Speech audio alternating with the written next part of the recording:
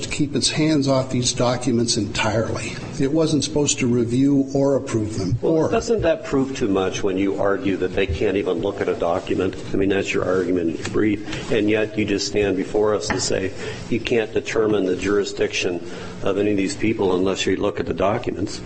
You intervene in the action in RCA and say you have no jurisdiction. The only way you can determine that is to look at the documents.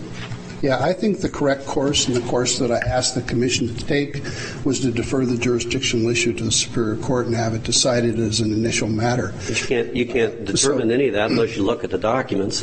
No. So to stand there in front of us and say that nobody can look at the documents or that RCA can't even look at the documents is a little too much, isn't it? Well, I acknowledge your point, but let me take it to, rather than proving too much, proving just the right amount. Okay, it says review or approve. To go from that language to we're going to do a detailed interpretation of what all the documents that's mean. That's a different animal. You're sitting there saying that you can't even look at the document. You say that in your briefs, and you're saying it today, and that's wrong, isn't it? You can't even, RCA can't even look at these agreements? No, I use that argument to make the point that the legislature was very clear that it didn't intend to have the RCA determine the scope of its jurisdiction, because there's no way to determine the scope of the jurisdiction without a thorough review. The legislature didn't use that language. It just said review and approve, didn't it? It didn't say anything about determining jurisdiction. Where can I find that in the statute? The RCA can't determine its jurisdiction. Well, the jurisdiction of the RCA in this matter is determined by the scope of the Bradley Lake Agreements. The scope of the Bradley Lake Agreements and jurisdictional issues were left to the Bradley Lake Management Committee by the Bradley Lake Agreements and not to the RCA. The RCA's limited role with regard to the entire Bradley Lake matter was verifying costs through a separate rate proceeding. It has no authority to be in these documents, to be interpreting these documents. There's an entirely different path that the parties agreed to, that should be respected by the courts, and that the legislature adopted for the resolution of all these issues. And that process has been completed and is final and has not been appealed.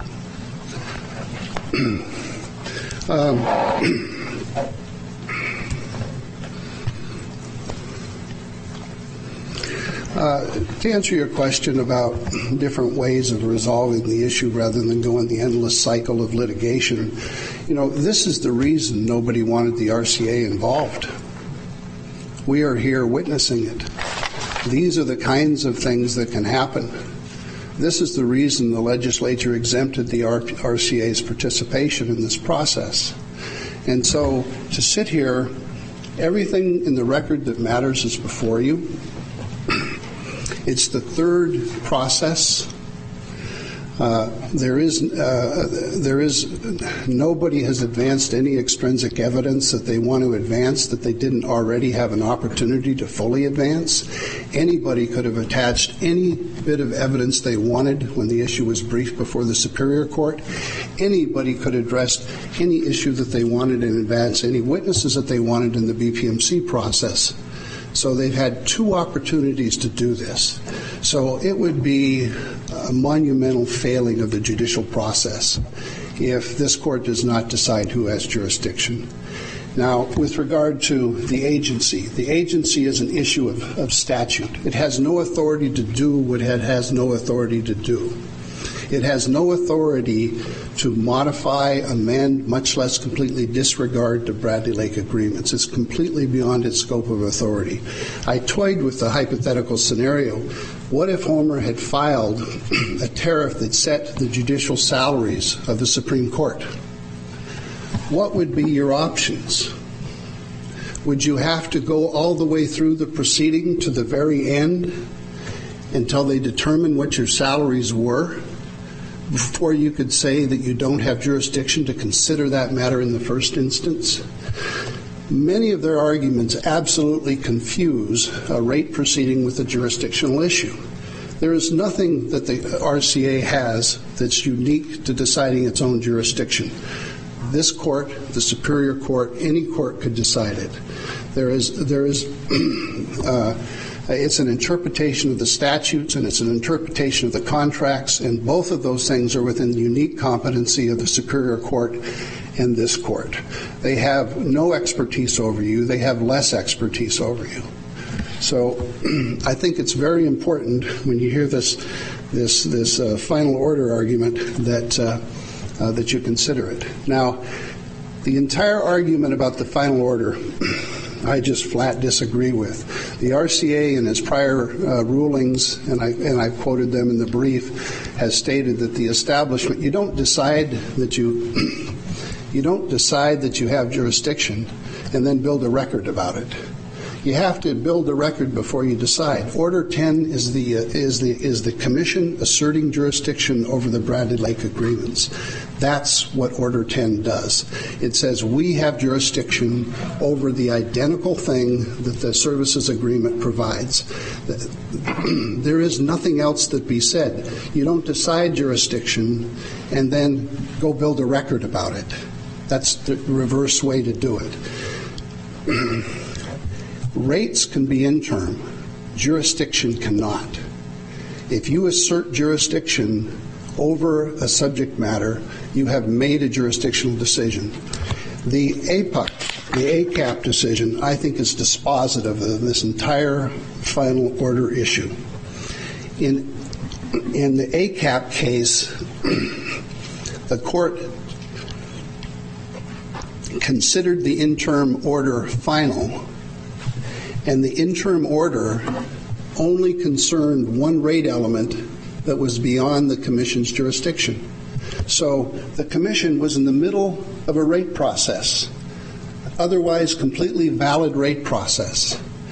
And there was one interim order over one rate element that concerned interstate revenues and whether that could be taken into consideration in that rate process. And the court said they decided they had authority over those revenues. They're wrong. That's a final order as to that issue of whether they have jurisdiction over those revenues. So the whole rest of the process, so the court intervened, said you don't have jurisdiction over those revenues, because then it allowed the RCA to continue in a more efficient process. If the court determined that interim order to be final, this one, the entire rate process is non-jurisdictional. Not one rate element, but the entire process. Every single part of it shouldn't have been before them at all. And so you cannot reconcile the ACAP case where the courts intervene and say an interim order establishing jurisdiction is final for the purposes of that issue, and reconcile that with the arguments that you're hearing here today. The entire process is wrong. So, if it is proper to consider the RCA's improper assertion of jurisdiction over a single rate element as a final order, it is certainly proper to consider the RCA's improper assertion of jurisdiction over an entire rate-making matter with regard to documents that are specifically exempted from their review.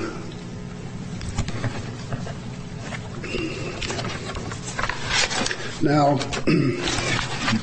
I wanted to address your questions, but I do have a few points that I want to make clear, too. And because I don't want the forest to be lost because of the trees here.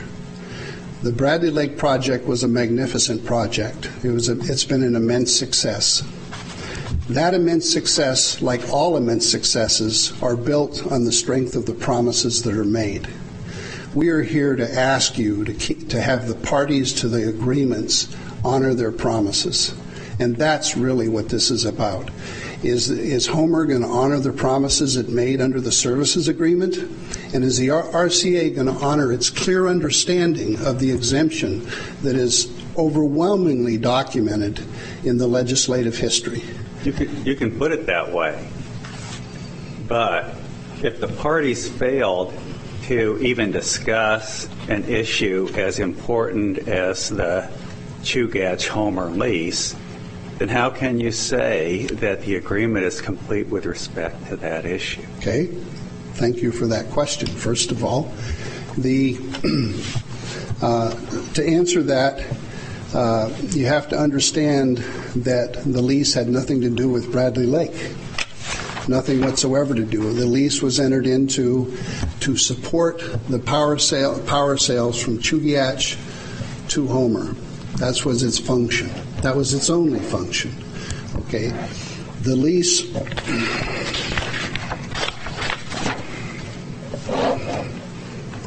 has no reference whatsoever to any sort of third-party transmission. No wheeling, no storage, no repurchase rights. It says it is absolutely absent with regard to anything that's important with regard to the Bradley Lake transaction. All of Chugach's rights to wheel over the SQ line, Bradley Lake Power, are contained in the services agreement. It is a standalone document that authorizes Chugach to do everything that it needs to do to transport Bradley Lake Power. Isn't that a huge assumption to make? By that I mean, if the facilities were owned by Homer Electric and the agreement states that Chugach would operate the facilities, I mean, those things seem to be, to me, to be a little bit inconsistent unless there's an additional explanation in the agreement. How could the parties leave that out? Well, they left it out because it's a different bundle of sticks. The bundle of sticks with regard to you don't have to have a lease to operate. Let's start there. Homer has been operating the project's transmission system without a lease for the last 25 years. You can have 10 different contractual arrangements over the same facilities with regard to how it works, with regard to different movements of energy. So, first of all, let's not confuse bundles of sticks, and they go out of their way to try and confuse this issue. The lease had to do with the bundle of sticks that had to do with the sale of energy from Chugach to Homer. Had nothing to do with Bradley Lake. There isn't a term in it that has anything to do with Bradley Lake. The Bradley Lake movement is the services agreement, and that establishes all the bundle of sticks that you need to fulfill those duties. The lease isn't necessary for that. If you take a look, and let me a few points here. One is the lease says that Chugach will operate, maintain, and repair. So does the services agreement. Okay. Why do they both give the identical authority? Because they're for two different bundles of sticks. Why does the lease matter when the bundle of sticks that the parties agreed to for the movement of Bradley Lake is the services agreement, not the lease? The lease, the incorporation, the lease has nothing to do with it. The lease is only between Chugach and Homer. The whole purpose of the services agreement was so the wheeling utilities could be protected, that they would have a reliable transmission structure and rate in place. Do you think that a lease between the two transmission companies that could be terminated in a day should vary all the rights and parties of everyone that relied on both of those transmission companies to get power delivered to them? Of course not. There is no way the GVA would agree that in order for them to get the power that they committed to buy for 50 years, that it's dependent upon a lease between the two people that they're trying to protect themselves against. So, on the other hand, now you're suggesting that it was all taken care of in that agreement, and yet now that Homer has raised his dispute, the guys all get together in their little management agreement and decide that, well, gee, this does seem like a problem, and now Homer's going to get an extra $300,000 a year. So evidently they didn't think about it. If what you're saying is the resolution left to the general managers of the